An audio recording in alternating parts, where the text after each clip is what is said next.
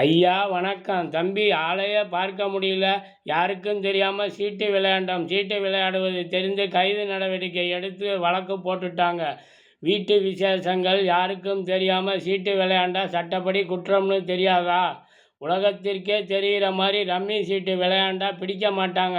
விளையாட வேண்டியது தானே.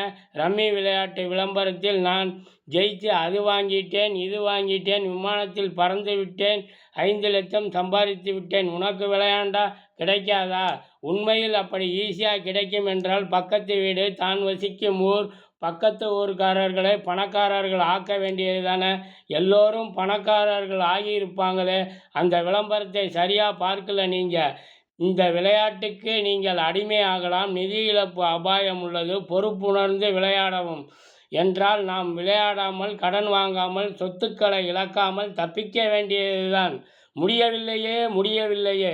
குடும்பத்தில் வெளியில் யார் சொன்னாலும் கேட்கும் மனநிலை இல்லாமல் கடன் வாங்கி சொத்துக்கள் நகைகளை விற்று வீடு வேலை பார்க்கும் இடத்தில் எல்லோரையும் எதிர்த்து விளையாடும் சூழ்நிலைக்கு உருவாக்கப்பட்டு விட்டேன். எப்பொழுது பார்த்தாலும் விளம்பரம் வந்து ஆசையை தூண்டி விளையாட வைத்து விட்டது.